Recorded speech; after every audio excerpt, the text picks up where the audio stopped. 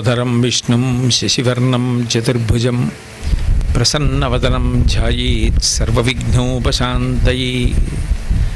గురుర్బ్రహ్మా గురుర్విష్ణుః గురుర్దేవో మహేశ్వరః.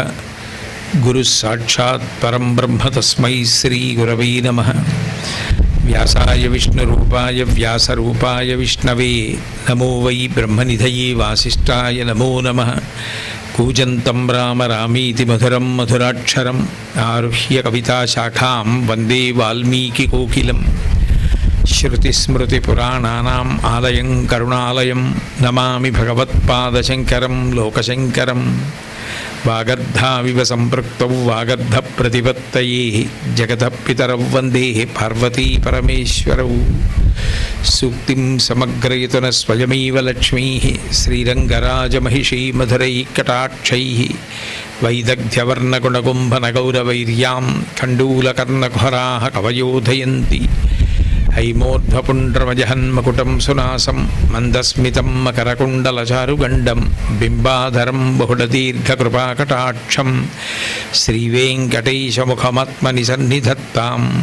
విమలపటీ కమలకుటీ పుస్తకరుద్రాక్షసస్తహస్తపుటీ కామాక్షి పక్ష్మలాక్షి కలిత విపంచి విభాసి వైరించి. హరి ఓం. పరమేశ్వర స్వరూపైన సభకి నమస్కారం. ఈ సృష్టిలో 84 లక్షల జీవరాశులు ఉన్నాయి అని శాస్త్రం చెప్తుంది. ఈ 84 లక్షల జీవరాశులలో నరజన్మ చాలా చాలా గొప్ప జన్మ అని. జంతువునాం నరజన్మ దుర్లభం. వ్యక్తి అంటే నరుడు అని పర్యాయపదంగా స్వీకరించండి. అటువంటి నరజన్మ ఎందువలన గొప్పది? మిగిలిన ప్రాణుల కన్నా నరజన్మ చాలా గొప్పది అని చెప్పడానికి వెనక ఏవో కారణాలు ఉండాలి కదా. ఏ కారణం లేకుండా శాస్త్రం అట్లా మాట్లాడదు కదా.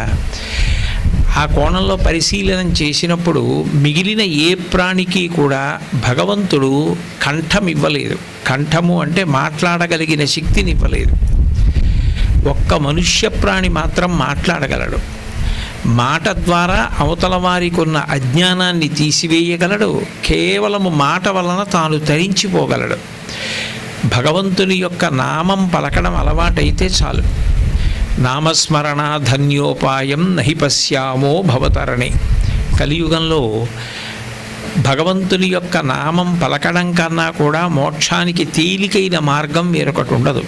అంత తేలికైనటువంటి మార్గం భగవంతుని యొక్క నామాన్ని పలకడం. కాబట్టి అటువంటి నామాన్ని పలకగలిగినటువంటి అదృశ్యం కేవలం మనుష్య ప్రాణికి మాత్రమే ఉంది. 2, బుద్ధిని భగవంతుడు మనుష్యునికి ఇచ్చాడు కాబట్టి ఆ బుద్ధితో శాస్త్రాన్ని పరిశీలించగలడు.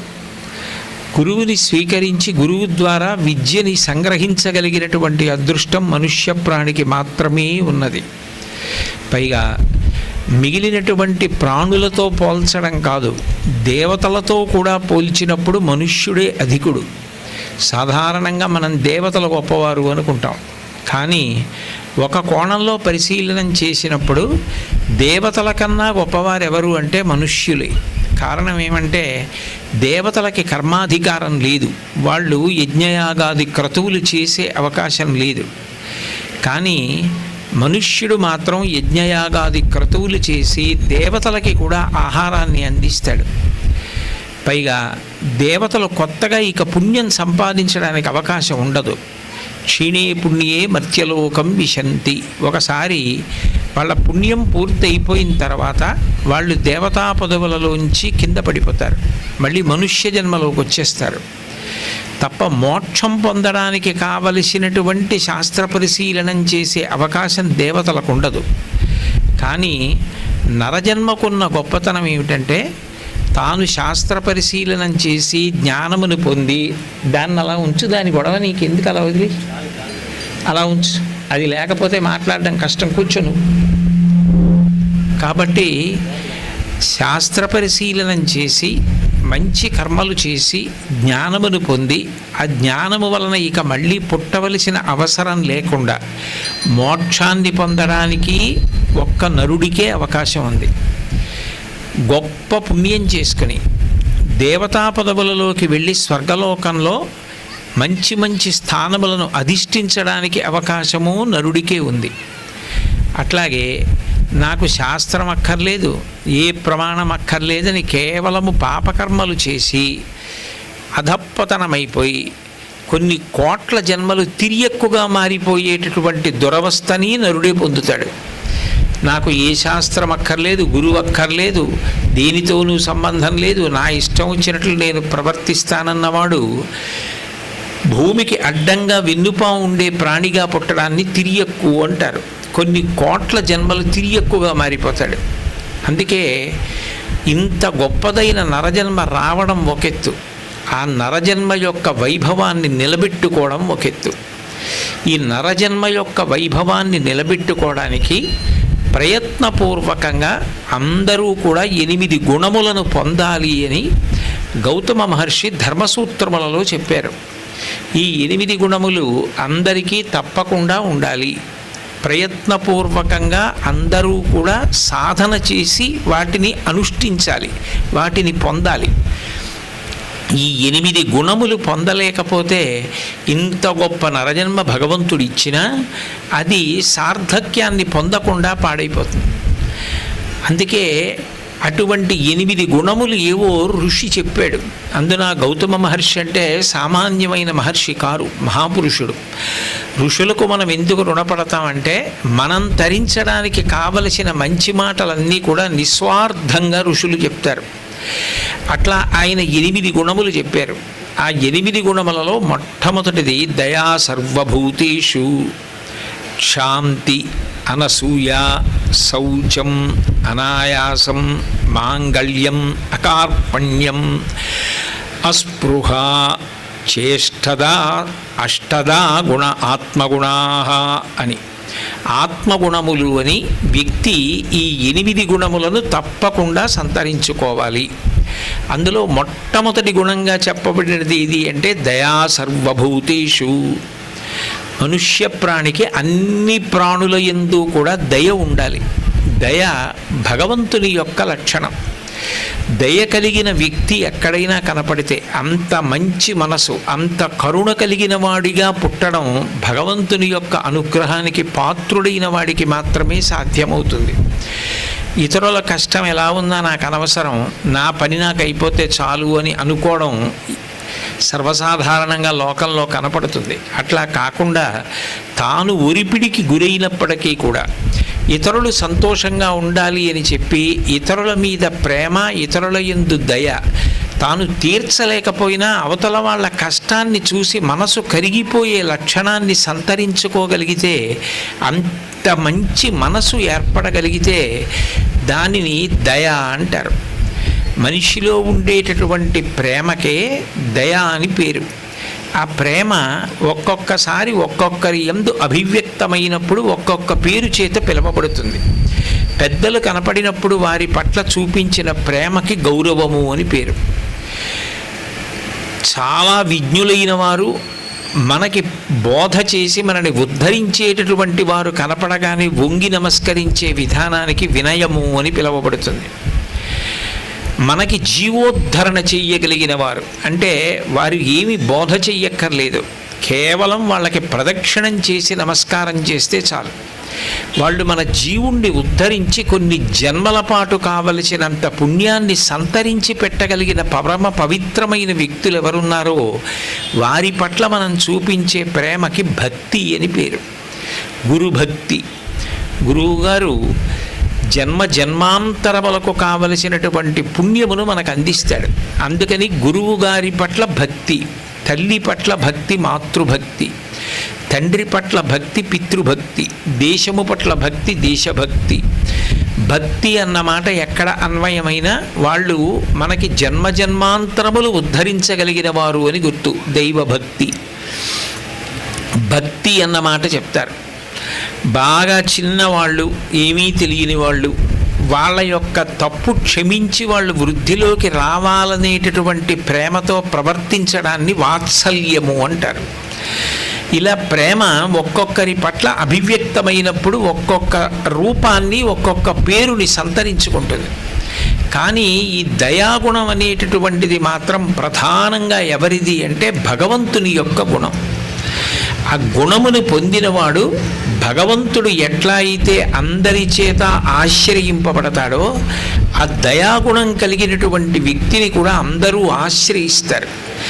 ఎంత డబ్బు గలవాడు కానివ్వండి, ఎంత అధికారం కానివ్వండి, ఎంత విద్య కలిగిన వాడు కానివ్వండి, ఆ దయ లేనినాడు ఆయనను ఎవ్వరూ ఆశ్రయించరు. ఆ దయ ఉన్నప్పుడు మాత్రమే వ్యక్తిని ఆశ్రయిస్తారు. భగవంతుని యొక్క మొట్టమొదటి లక్షణం ఏది అంటే దయ. అందుకే మీరు చూడండి, ఏ భగవత్ స్వరూపం మీద ప్రార్థనా శ్లోకం చెప్పండి, గుణవైభవాన్ని చెప్పండి, భగవంతుని యొక్క గుణం చెప్పినప్పుడు మొట్టమొదటి గుణంగా చెప్పబడేది ఏది అంటే ఆయన దయ. అందుకే అరుణాం కరుణాతరంగితాక్షీం అంటారు లలితాపరా భట్టారికా స్వరూపాన్ని. ఆమె అపారమైనటువంటి కరుణ కలిగినది. రామచంద్రమూర్తి ఉన్నారనుకోండి, సముద్రము యొక్క లోతు తెలుసుకోవడం ఎంత కష్టమో రామచంద్రమూర్తి యొక్క దయ లోతు తెలుసుకోవడం అంత కష్టం. అంత దయ కలిగినవాడు, అంటే సముద్రము కన్నా లోతైనంత దయ కలిగినవాడు. అందుకే శ్రీ రఘురామచారు తులసీదళధామ శమక్షమాది శృంగార గుణాభిరామ త్రిజగన్నుత శౌర్య రమాలలామ దుర్వార కబంధ రాక్షస విరామ జగజ్జన కల్మషార్ణవోత్తారక నామ భద్రగిరిదాశరథి కరుణాపయోనిధి అంటారు. పయోనిధి అంటే సముద్రం. సముద్రం లోతు తెలుసుకుందామని ఒక ఉప్పు బొమ్మ ప్రయాణం చేసి పెడుతోందనుకోండి, అది లోపలికి వెళ్ళి సముద్రం ఎంత లోతుందో తెలుసుకొని బయటికి వచ్చి చెప్పే లోపల అది సముద్రంలో కరిగిపోతుంది. భగవంతుని యొక్క దయ ఎంత గొప్పదో తెలుసుకోవడానికి ప్రయత్నం చేస్తే భగవంతుని యొక్క దయ యందు మనం కూడా కరిగిపోతాం.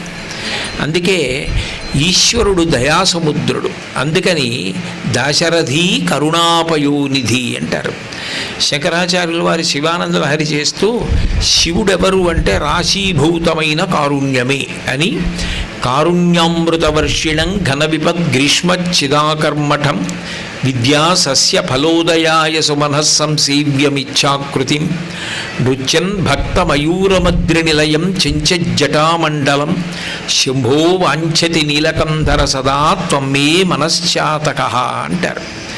మేఘం ఏ విధమైన ప్రత్యుపకారాన్ని కోరుకోకుండా, ఏ సన్మానాన్ని ఏ సత్కారాన్ని కోరుకోకుండా నిరాధారమైన ఆకాశ మార్గంలో తాను ప్రయాణం చేసి వచ్చి ఎక్కడో సముద్రంలో ఉన్న ఉప్పు నీటిని తాను తాగి చల్లటి తీయటి నీటిగా మార్చి దాహార్తితో ఉన్న వాళ్ళకి ఏ రాత్రిపూట వర్షం కురిపించేసి తాను తిరిగి ఏ ప్రయోజనాన్ని అపేక్షించకుండా దూది పింజల అయిపోయి తేలికగా బయలుదేరి వెళ్ళిపోతుంది.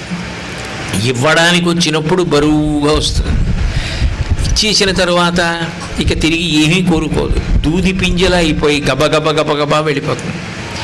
భగవంతుడు కూడా అంతే, అంతటి దయ కలిగిన వాడు.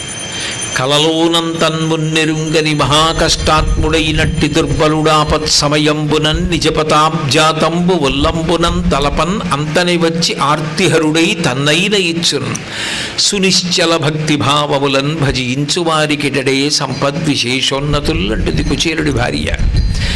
కలలో కూడా భగవంతుడి పేరు స్మరించినటువంటి వాడు కూడా ఆపద కలిగినప్పుడు భగవంతుని యొక్క పేరు స్మరించినంత మాత్రం చేత బయలుదేరి వచ్చి తనను తాను కూడా ఇచ్చేసుకోవడానికి సిద్ధపడేటటువంటి దయాగుణం కలిగిన వాడు పరమాత్మ.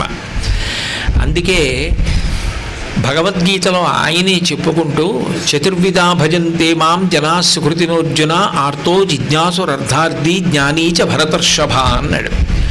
సుకృతులు అంటే వాళ్ళు చాలా గొప్పవాళ్ళు, చాలా పుణ్యాత్ములు అన్నాడు. ఎవరు అంటే నన్ను అడిగిన వాళ్ళు. నన్ను అడగడం అంటే భగవంతుడిని అడగడం. భగవంతుణ్ణి ఏదైనా అడిగాడు అంటే భగవంతుడు ఉన్నాడని ఆయనకు నమ్మకం ఉంది. భగవంతుడు ఉన్నాడని నమ్మకం ఉంది, భగవంతుణ్ణి అడిగితే ఇస్తాడన్న విశ్వాసం ఉంది. అందుకని భగవంతుడి దగ్గరికి వెళ్ళి భగవంతుణ్ణి ప్రార్థన చేసి ఆయనని ఇమ్మని అడుగుతున్నాడు అంటే వాడికి నేను ఉన్నానని నమ్మకం ఉంది కదా.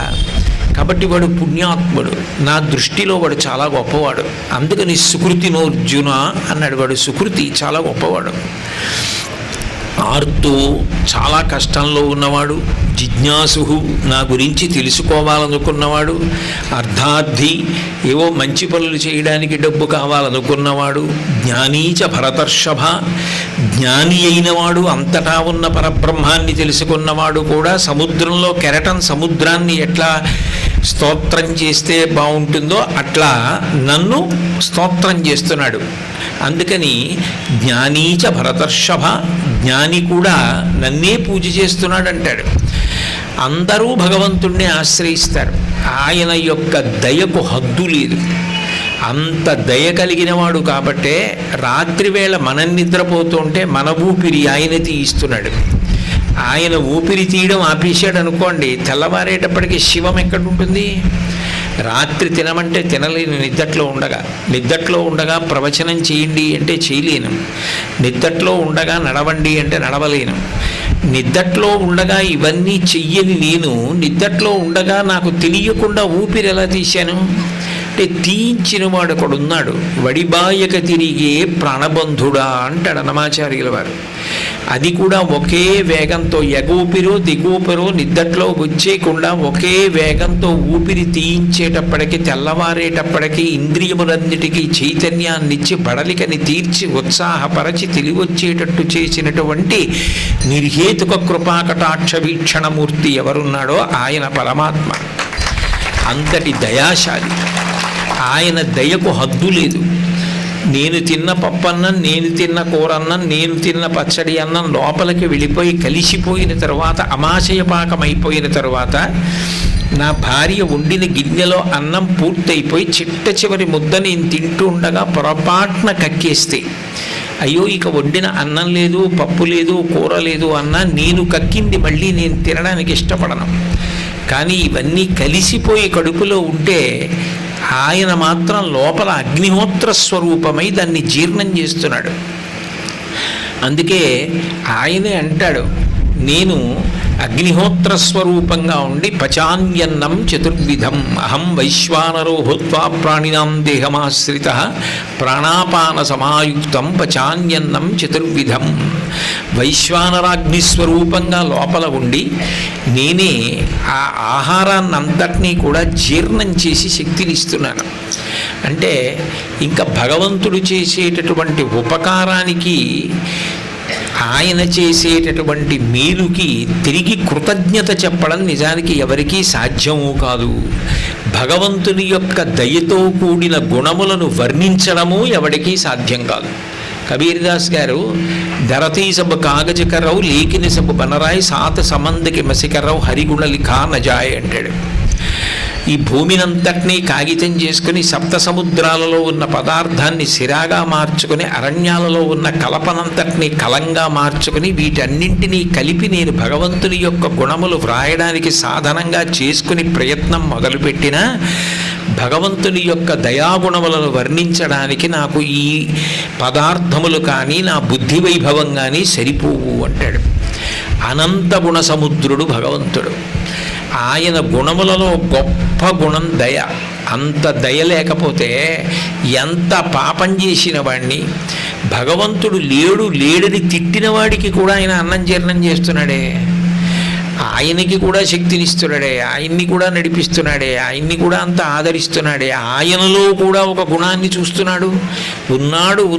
ఉన్నాడని అంటున్న నువ్వు నిజంగా ఉన్నాను అని నమ్మి బ్రతకవలసిన రీతిలో బ్రతకపోయినా లేడు అన్నవాడికి లేడన్న నమ్మకం అంత గట్టిగా ఉన్నప్పుడు ఏదో ఒక నమ్మకం గట్టిగా ఉండడం గొప్ప కదా అని ఆశ్రయిస్తున్నాడు, ఆయన ఆదరిస్తున్నాడు. ఎంత గొప్ప విషయం నిజంగా. కాబట్టి భగవంతుని యొక్క దయాగుణం అంత గొప్పది. భగవంతుని యొక్క దయాగుణం ఎంత గొప్పదో మనుష్యుడు కూడా ప్రయత్నపూర్వకంగా స్వార్థాన్ని తగ్గించుకొని దయను అలవాటు చేసుకోవాలి. ఆ ప్రేమ స్వభావం, ఆ దయా స్వభావం ఉండాలి. ఎప్పుడూ ఇతరులలో ఏదో మంచిని చూడగలగడం.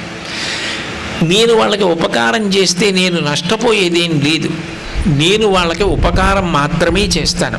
వాళ్ళు సంతోషిస్తే నాకు అంతకన్నా ఇంకేం అక్కర్లేదు. వాళ్ళు సంతోషించాలి, వాళ్ళు వృద్ధిలోకి రావాలి, వాళ్ళ బుద్ధి మారాలి. నా వరకు నా కర్తవ్యం నేను వాళ్ళకి ఉపకారం చేయడం ఒక్కటే, నేను వాళ్ళలో మంచితనం ఏదుందో అది చూడడం ఒకటే.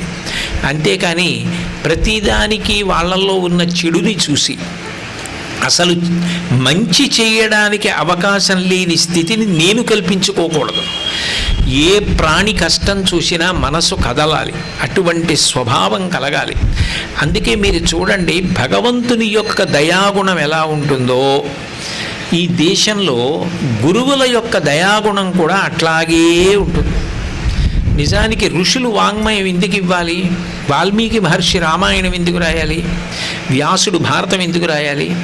ఒక రోజు అంటే పగటిపూట సూర్యుడు ఉంటాడు, రాత్రి చంద్రుడు ఉంటాడు.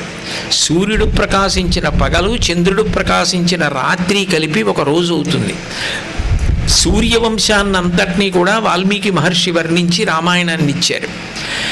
చంద్రవంశాన్నంతటినీ భారతంగా వర్ణించి వ్యాస భగవానుడు మనను అనుగ్రహించాడు. రామాయణ భారతాలు రెండూ కలిపి సూర్యచంద్రులు ఒక రోజులాగా మన జీవితం చక్కదిద్దబడడానికి ప్రామాణిక గ్రంథాలయ్యాయి. వాళ్ళు ఏం కోరుకున్నారు? పోతన గారు భాగవతాన్ని ఆంధ్రీకరించి మనకిచ్చి మన నుంచి ఆయన స్వర్ణ కంకణం కోరుకున్నారా, బిరుదు కోరుకున్నారా, కనీసం నాకు బట్టల జత ఇవ్వండి అని చెప్పి జీవితం మొత్తం మీద పోతన గారు కోరుకున్న సందర్భం లేదు. ఆయన కోరుకున్నది ఒక్కటే, ఈ మనుజేశ్వరాధములకిచ్చి పురంబులు వాహనములు సొమ్ములు కొన్ని పుచ్చుకొని సొక్కి శరీరము వాసి కాలుచే సమ్మెటమాటులంబడక ఈ భాగవతము నేను కోరి కోరి ఇచ్చద జగద్ధితంబుగన్. నేను ఈ భాగవతాన్ని రామచంద్రమూర్తికి అంకితం ఇస్తున్నాను. ఎందుకు ఇస్తున్నాను అంటే, ఈ మనుజేశ్వరాధములకిచ్చి పురంబులు వాహనములు సొమ్ములు కొన్ని పుచ్చుకొని, ఏదో ఇక్కడ నేను ఎవరికో అంకితం ఇస్తే రాజులు నాకు ఏవో ధనధాన్యాలు ఇవ్వచ్చు, మణులు ఇవ్వచ్చు, మాణిక్యాలు ఇవ్వచ్చు, బట్టలు ఇవ్వచ్చు, కానీ అవన్నీ శాశ్వతంగా ఉండేవి కావు. ఈ శరీరమే శాశ్వతంగా అవన్నీ వెంటొస్తాయా? అవన్నీ రావు. సొక్కి శరీరం కాలుచే సమ్మెటమాటులంబడక సమ్మతి శ్రీహరికిచ్చి చెప్పే ఈ బమ్మెర పోతరాజొకడు భాగవతంబు జగద్ధితంబుగన్. శరీరం పడిపోయిన తర్వాత దుర్మార్గుడానికి అంత గొప్ప పాండిత్యం ఇస్తే ఆఖరికి దాన్ని తాకట్టు పెట్టి డబ్బు కోరుకున్నావా అని యమధర్మరాజు గారు నన్ను శిక్షించకుండా ఈ భాగవతాన్ని రామచంద్రమూర్తికి అంకితం చేసి ఇక నేను మళ్ళీ పుట్టకుండా ఉండే మోక్షాన్ని కోరుకుంటున్నాను తప్ప నాకు ఏ సన్మానాలు ఏ సత్కారాలు అక్కర్లేదన్నారు. ఆయన అంత గొప్ప భాగవతాన్ని నిజంగా తెలుగులో ఇచ్చి ఉండకపోతే మనం అంత గొప్ప గ్రంథాన్ని ఎలా చదువుకుని ఉండేవాళ్ళం. అట్లాగే శంకర భగవత్పాదుల గురించి చెప్తూ, ఆయన అంత దయ కలిగిన వారు లోకంలో ఉండరు. శృతి స్మృతి పురాణానాం ఆలయం కరుణాలయం నమామి భగవత్పాద శంకరం లోకశంకరం అంటారు. శృతి స్మృతి పురాణానాం ఆలయం కరుణాలయం, మూడు నడిచి వెళ్ళిపోతుంటే వాంగ్మయం అదే శంకరాచార్యుల వారి యొక్క స్వరూపం. అంతటి మహానుభావుడు. అయితే ఆయన ఆలయం కరుణాలయం, అపారమైనటువంటి దయాసముద్రుడు. ఎంత దయ కలిగిన వారంటే, ఈ లౌకికం తప్ప ఇక్కడే ఏదో సంపాదించుకొని కూడబెట్టేస్తే అదంతా వెంట వచ్చేస్తుంది అనేటటువంటి తాపత్రయంతో కాశీలో ఒక బ్రాహ్మణుడు వ్యాకరణ సూత్రాలని ఎవరైనా వచ్చి నేర్చుకుంటే డబ్బు వస్తుందని డుక్రుంకరణి సూత్రాలు చెప్తుంటే చూసి ఆశ్చర్యపోయి, వృద్ధుడు అయిపోయావు, ఇంకా నీకు డబ్బు మీద ఆశ పోలేదు, ఎప్పటికి గోవిందా గోవిందా గోవిందా అంటావు, ఎప్పటికి భగవన్మార్గంలో నడుస్తావు, ఈ వ్యాకరణ సూత్రం నిన్ను రక్షిస్తుందా? పిల్లలకి నేర్పి నువ్వు సంపాదించుకుని డబ్బులు కాపాడతాయా? భజ గోవిందం భజ గోవిందం గోవిందం భజ మూఢమతే సంప్రాప్తే సన్నిహితే కాలే నహి నహి రక్షతి డుక్రుంకరణే. ఇవేవి నిన్నప్పుడు కాపాడవు. నిన్ను కాపాడేది భగవంతుడా, గోవిందనామని చెప్పు అని కించిత్ కఠినంగా అని కొద్ది శ్లోకాలు అయ్యేటప్పటికీ అంతటి జగద్గురువులు ఎంత ప్రేమ చూపించారంటే, తత్వం చింతియత దియభ్రాత అంటారు. ఓ సోదరా, తత్వాన్ని ఆలోచించబోయ్ అంటారు. శంకరాచార్యుల వారు మనని సోదరా అని పిలవడమా అంటే, గురువుల యొక్క కారుణ్యం అలా ఉంటుంది. భగవంతుడిది దయ, గురువుది దయ, అమ్మవారిది దయ. రామాయణంలో సీతమ్మ గురించి చెప్తూ అక్కడ త్రిజట ఒక మాట అంటుంది, ప్రణిపాత ప్రసన్నాహి మైథిలీ జనకాత్మజ అలమేషా పరిత్రాతం రక్షస్వో మహతో భయాత్ అంటుంది. రాముడి దగ్గరికి వెడితే ఒక లక్షణం ఉంటుంది, రామా నేను నీవాడని అనాలి, అంటే కాపాడతాడు ఆయన. ఎందుకంటే యుద్ధకాండలో ఆయనే ప్రతిజ్ఞ చేశాడు, సకృదేవ ప్రపన్నాయ తవాస్మీత చయాచతే అభయం సర్వభూతేభ్యో తదామ్యే తద్వ్రతం మమ అన్నాడు. నేను నీవాడన రామా అన్నవాడు ఎవరైనా సరే వాడి దోషములతో నాకు సంబంధం లేదు, వాడి చెయ్యి పట్టుకుంటాను, పట్టి విడువరాదు నా చెయ్యి వదిలిపెట్టను, వాడిని కాపాడతానన్నాడు. సీతమ్మ దగ్గరికి వెడితే నోరు విప్పి కూడా చెప్పక్కర్లేదు, ప్రణిపాత ప్రసన్నాహి మైథిలీ జనకాత్మజ అలమేషా పరిత్రాతం రక్షస్వో మహతో భయాత్. అలా నేల మీద పడిపోతే చాలు కాపాడేస్తుంది. అందుకే నిజానికి రావణాసురుడి కన్నా దారుణ కృత్యం చేసిన వాడు కాకాసురుడు. అమ్మవారి వక్షస్థలం మీద వాలి ఆవిడ ఒళ్ళో రామచంద్రమూర్తి నిద్రపోతుంటే ఎక్కడ నిత్తుటి చుక్కలు రాముడి మీద పడితే రాముడు నిద్రలేస్తాడో అని ఆమె బాధ ఓర్చుకుంటుంటే తన వాడి ముక్కుతో ఆమె వక్షస్థలం మీద గాయం చేసి మాంసం తిన్నవాడు. ఆ రక్తం రాముడి నుదురు మీద పడితే రాముడు ఒక్క ఉదుటున లేచి కక్రీడతి సరోషేణ పంచవక్త్రీడ భోగిన అన్నాడు. ఎవడు రాయిదు తల్ల పావుతో చెలగాటం ఆడుతున్నవాడు అన్నాడు. అంత ఓర్పు పట్టింది సీతమ్మ, అంత దయ కలిగిన తల్లి. సీతమ్మ రాముడి పక్కన ఉంటే అంత తప్పు చేసిన కాకాసురుడు రక్షింపబడ్డాడు. సీతమ్మ పక్కన లేకపోతే 10 తలల రావణాసురుడికి 10 తలలు తెగిపోయి. అంత దయాస్వరూపిణి అమ్మవారు. మీరు స్త్రీగా చెప్పండి భగవంతుడిది దయ, పురుషుడిగా చెప్పండి దయ, గురువులది చెప్పండి దయ. గురువులందరూ మనకి నేర్పినది ఏది అంటే మొట్టమొదటి పాఠం వాళ్ళు చెప్పింది దయ నేర్చుకో. ప్రార్థన భగవంతుణ్ణి ఉద్దేశించి అసలు ఏం చెయ్యాలి అని మనకి తెలియదేమోనని మనందరం కూడా ప్రతిరోజు భగవంతుణ్ణి ఉద్దేశించి చదవడానికి శంకరాచార్యుల వారు ఒక ప్రార్థన గీతాన్ని రచించి ఇచ్చారు, శ్లోక సమాహారం. దాన్ని షట్పది అని పిలుస్తారు. చూడండి, ఒక వ్యక్తి నిరుపేద, దున్నుకోవడానికి పొలం కూడా లేదు. కలెక్టర్ గారికి అర్జీ పెట్టుకుంటే ఆయన 10 ఎకరాల పొలం ఇస్తారు, కానీ ఆయనకి తన కష్టం వ్రాసుకోవడం కూడా రాదు. ఎవరో చదువుకున్న వారి దగ్గరికి వెళ్ళి ఆయనతో వ్రాయించుకుంటాడు. అడుగున తను వేలిముద్ర వేస్తాడు సంతకం రాక. ఆయన పేదరికాన్ని అంత బాగా వర్ణించి వ్రాసినటువంటి వ్యక్తికి ఇస్తారా 10 ఎకరాల పొలం? నిశానీ వేసి అసలు వ్రాయడం రానివాడికి ఇస్తారా? వ్రాయడం రాక నిశానీ వేలిముద్ర వేసిన వాడు ఎవరో ఆయనకి ఇస్తారు పొలం. అట్లా మనం ఏమీ చెప్పలేం. భగవంతుణ్ణి ఉద్దేశించి మనకి ఏం కావాలో అడగడం కూడా మనకి రాదని శంకరాచార్యుల వారే మన పనుపున ప్రార్థన చేసి ఇది మీరు రోజు చెయ్యండి అని చెప్పారు. అదే షట్పది స్తోత్రం. అందులో ప్రారంభం చేస్తూనే అవినయమపనయ విష్ణో దమయ మనః శమయ విషయ మృగతృష్ణాం భూతదయాం విస్తారయ తారయ సంసార సాగరత అంటారు. స్వామి నాకు అహంకారం తీసేయి, ఏ ప్రయత్నం అక్కర్లేకుండా, ఏ గురువు గారి దగ్గరికి వెళ్ళి పాఠం నేర్చుకోవలసిన అవసరం లేకుండా చాలా బాగా తేలిగ్గా వచ్చేసేది ఏదంటే అహంకారం. అటువంటి అహంకారం తీసేసి దాని స్థానంలో నాకు వినయాన్ని కటాక్షించు. అవినయమపనయ విష్ణో శమయ మనః దమయ మనః శమయ విషయ మృగతృష్ణాం భూతదయాం విస్తారయతారయ. నాకు విస్తారమైనటువంటి భూతదయను కటాక్షించు. సమస్త భూతముల పట్ల నాకు ప్రేమ భావన ఉండాలి. ఆ దయ నేను పొందేటట్టుగా నన్ను అనుగ్రహించు. భూతదయాం విస్తారయ తారయ సంసార సాగరత అంటారు. అట్లాగే మీరు పరిశీలిస్తే భాగవతం 10వ స్కంధంలో ఒక అద్భుతమైనటువంటి వ్యక్తి కనపడతాడు. ఆయన ఒక మెరుపు. ఆయన చాలా కొద్దిసేపే కనపడతాడు భాగవతంలో. ఆయన మాలాకారుడు, పూల దండలు కడతాడు. కృష్ణ పరమాత్మ మధురానగరానికి వెళ్ళినప్పుడు ఆయన దగ్గరికి వెళ్ళి నాకు పూలదండ ఇస్తావా, మెళ్ళో వేసుకుంటానని అడిగాడు.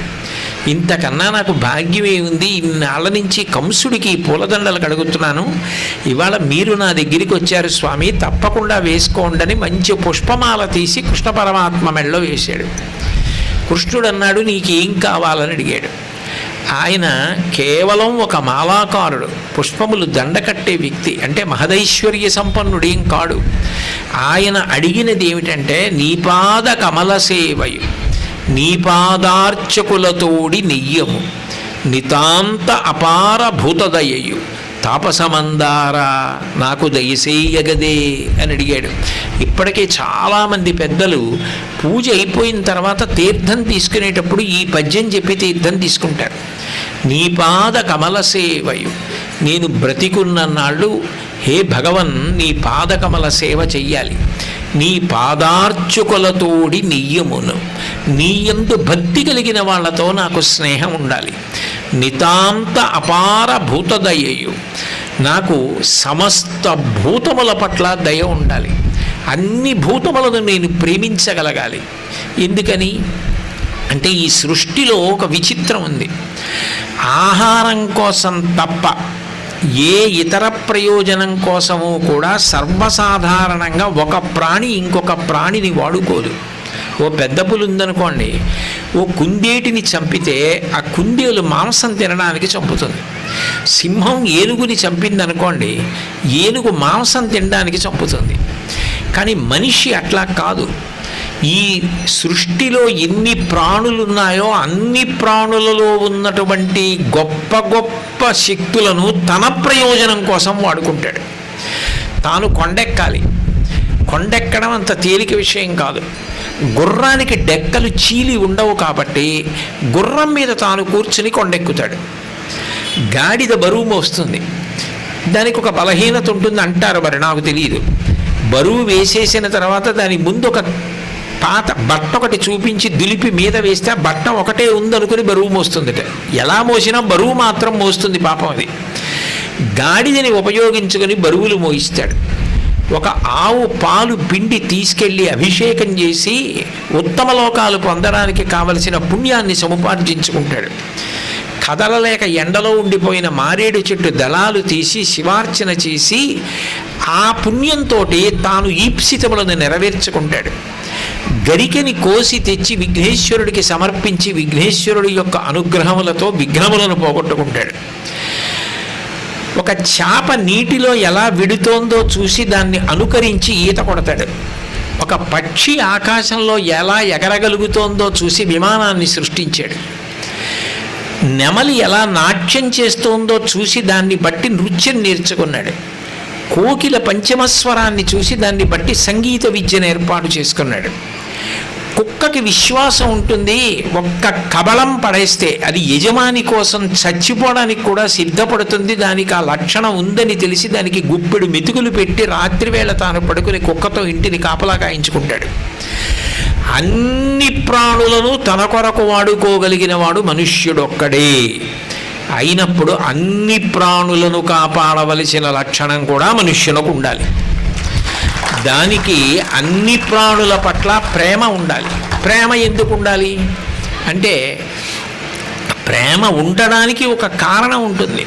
నిజానికి నాకు ఆకలి వేసినప్పుడు నాకు అన్నం లభించలేదనుకోండి, ఆకలితో శోషించిపోయి నేను ఎట్లా బాధపడతానో, ఒక కుక్క కూడా ఆకలి వేసినప్పుడు పదార్థం లభించకపోతే అదే బాధపడుతుంది. తన యందు అఖిల భూతములందు నొకభంగి పరహితత్వంబున పరగువాడు అంటాడు ప్రహ్లాదుడి గురించి.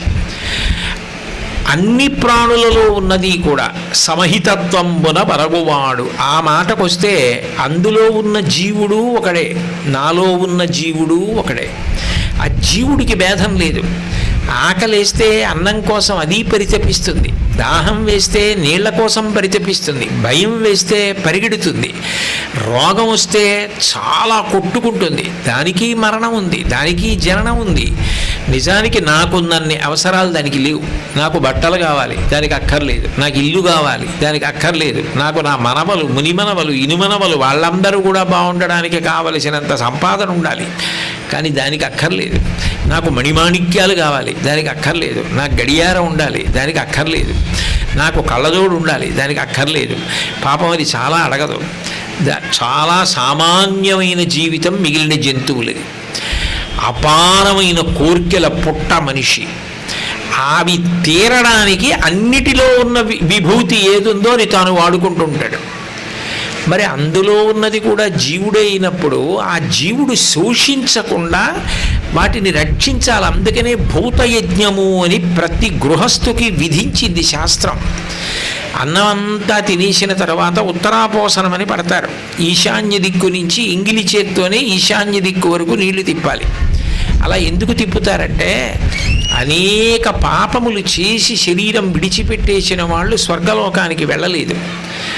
మన ఇంట్లోనే మన పూర్వీకులే ఎన్నో పాపములు చేసిన వాళ్ళు నరకలోకంలో ఉండవచ్చు.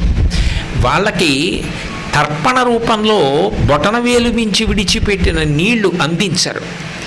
శాస్త్రం అంటుంది రౌరవే పుణ్యనిలయే పద్మార్బుద నివాసినాం అర్ధినా ముదకం దత్తం అక్షయ్యముపతిష్టతు. ఉత్తరాపోసనానికి ఈ శ్లోకం చెప్తారు.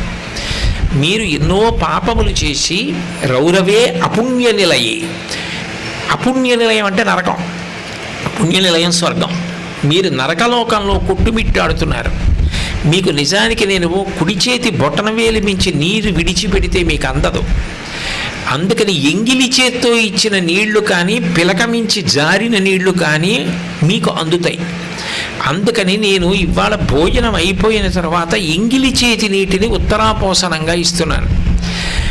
అగ్నినా ముదకం దత్తం అక్షయ్యముపతిష్టతు. ఈ నీళ్లు అక్షయమై మీకు అంది మీ దాహార్తి తీరుగాక అని పెద్దలని ఒకసారి స్మరిస్తారు.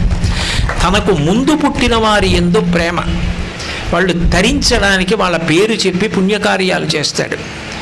అట్లాగే భోజనం అంతా అయిపోయే ముందు గిన్నెలో అస్సలు అన్నం మిగలకుండా తినకూడదు యజమాని కానీ భార్య కానీ. పాత్రలో కొద్దిగా మిగలాలి. ఇంకా నిక్కచ్చిగా మాట్లాడాలి అంటే ఏ బట్టతో తాను అన్నం తిన్నాడో ఆ బట్టతోటే గిన్నెలో మిగిలిపోయినటువంటి అన్నాన్ని కానీ పదార్థాన్ని కానీ పట్టుకెళ్ళి ఇంటి ఎదురుగుండా ఉన్నటువంటి శుభ్రమైన ఒక రాయో ఏదో చూసి మట్టి అయిపోకుండా దాని మీద ఆ పదార్థం పెట్టి వెళ్ళిపోతాడు. దాన్ని భూతయజ్ఞం అంటారు. ఓ కాకి తింటుంది, ఓ పంది తింటుంది, ఓ కుక్క తింటుంది, పక్షి తింటుంది. అవన్నీ కూడా మనతో కలిసి తిరుగుతున్నాయి. వాటికి ఆకలి ఉంది. మనిషి అన్ని ప్రాణులను రక్షించడం తన వల్ల సాధ్యం కాకపోవచ్చు. కానీ తను అన్నం తిన్న తర్వాత అమంత్రకంగా, అంటే ఏ మంత్రము చెప్పకుండా, యజ్ఞం అంటే స్వాహాకారం ఉండాలి.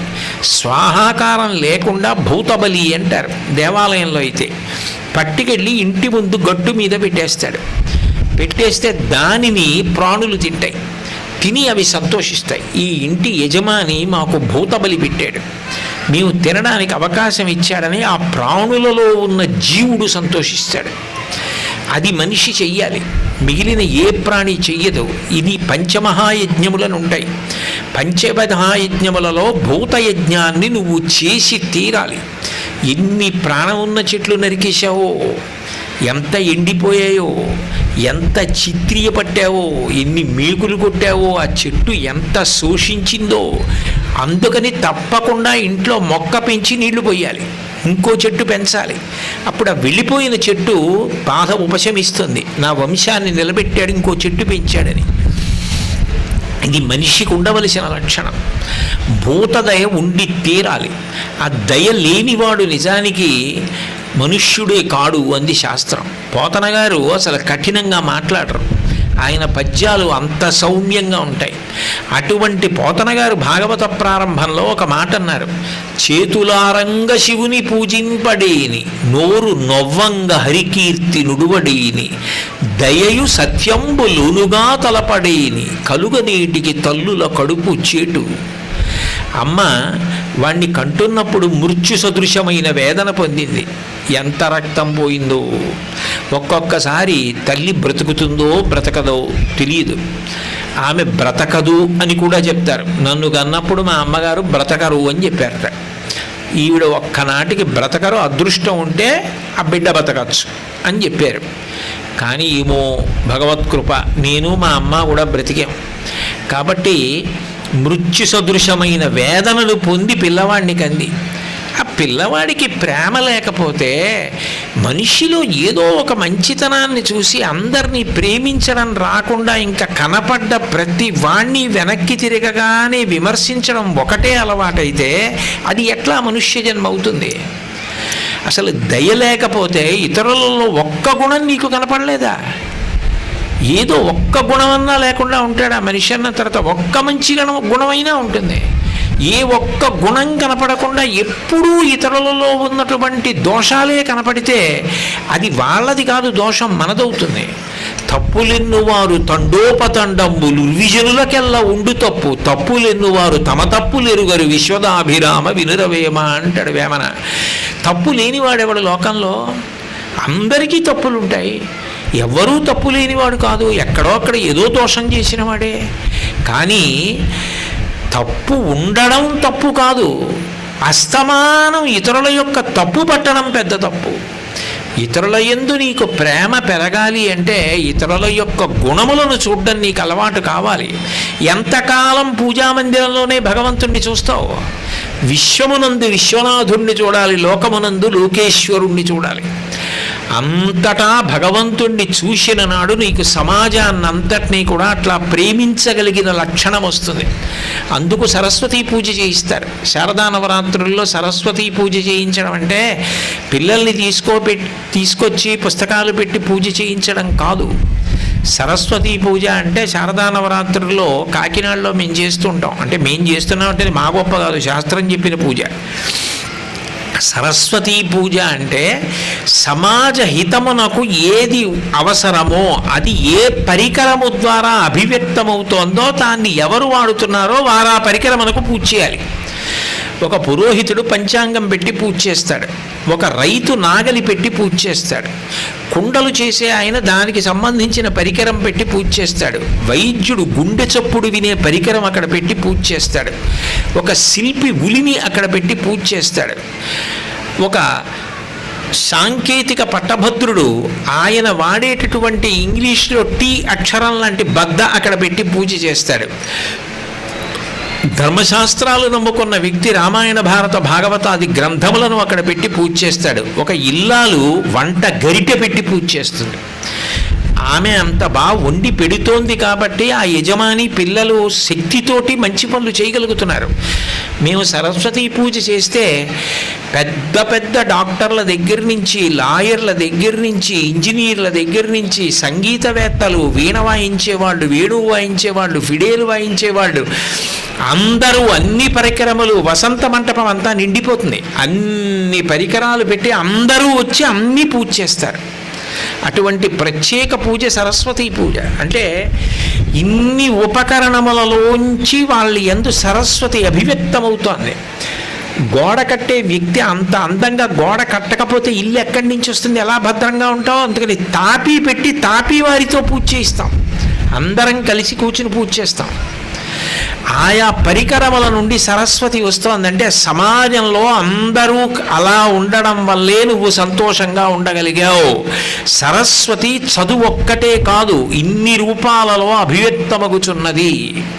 ఇన్ని కలిస్తే తప్ప కాదు. ఇస్రో ఒక్క ఉపగ్రహాన్ని ప్రయోగించింది అంటే దాని వెనక ఉన్న పరిశ్రమ విని నేను ఇవాళ ఆశ్చర్యపోయాను. అసిధారావ్రతం ఎంత కష్టపడి చిట్ట చివరికి అన్ని వేల విషయాలన్నింటినీ పరిశీలనం చేసి చివరికి ఉపగ్రహానికే విడిచిపెట్టి అంత బాగా ఉందన్న తర్వాత అప్పుడు అది అంతరిక్షంలోకి వెళుతుంది. వెళ్ళిన తర్వాత మనందరం పండగ చేసుకుంటున్నాం. ఎంతమంది శాస్త్రవేత్తలు, ఎంతమంది సిబ్బంది, ఎంతమంది అహరహం కష్టపడితే ఉపగ్రహం ఆకాశంలోకి వెళ్ళింది. అట్లా అందరి యందు ఏదో విభూతి ఉన్నది. ఎవ్వరి యందు ఏ శక్తి లేకుండా భగవంతుడు పంపలేదు. అందరి యందు ఏదో ఒక శక్తిని పెట్టి పంపించాడు. దాన్ని చూడగలగడం గొప్పతనం. అట్లా చూసి ఇది భగవంతుని యొక్క విభూతి అని గౌరవించి అవతల వారికి ఇబ్బంది వస్తే మనసు కరగాలి. అలా కరిగినదేదో అది దయ, అది ప్రేమ.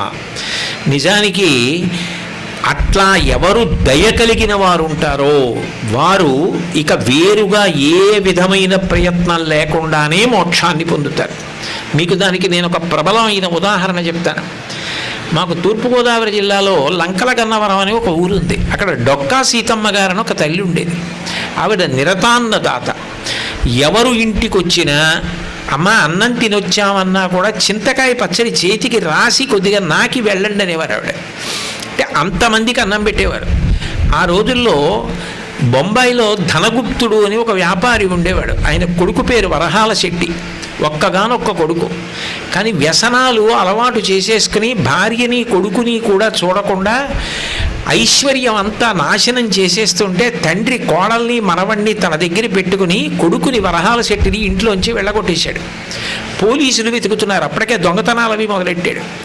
అందుకని ఆ రాష్ట్రంలో ఉండడానికి భయపడి ఆంధ్రదేశం పారిపోయి ఇచ్చాడు. అన్నం ఎలా? డొక్కా సీతమ్మ గారు ఇల్లు చేరాడు.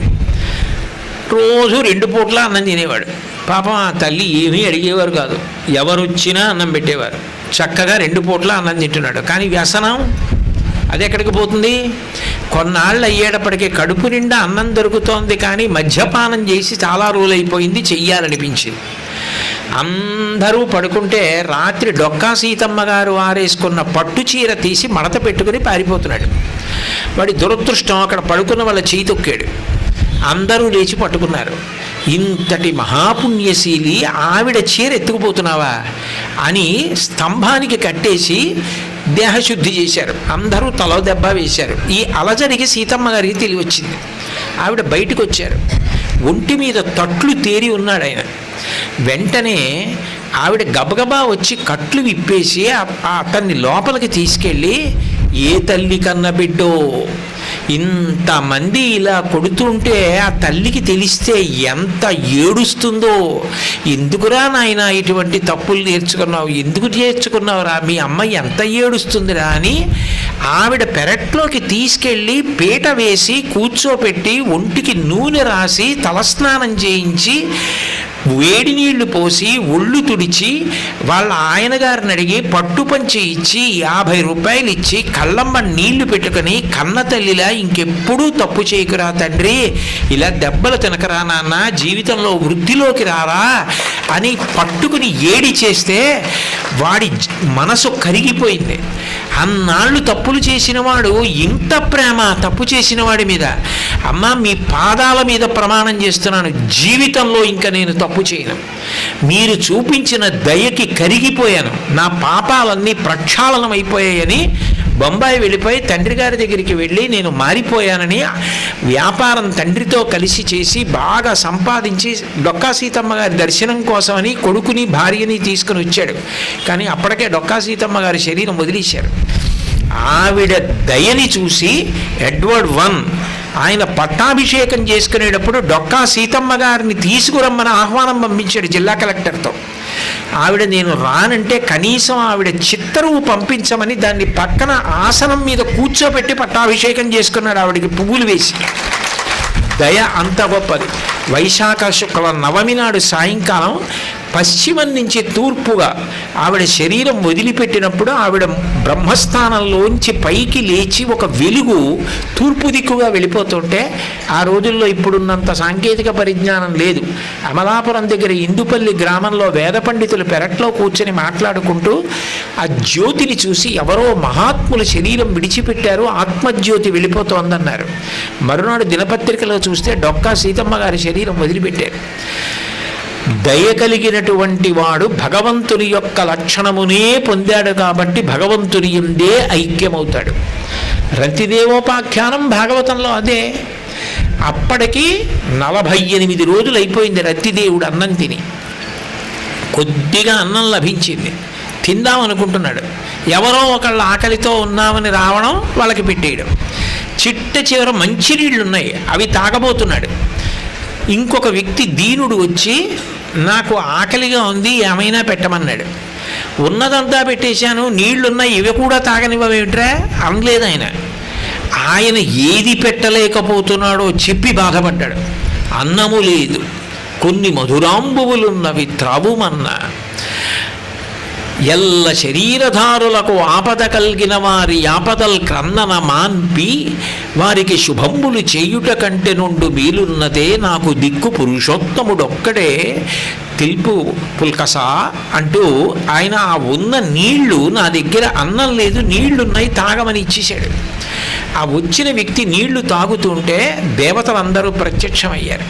నీ దయాగుణానికి మురిసిపోయామయ్యా అని చెప్పి రంతిదేవుణ్ణి కలుపుకున్నారు.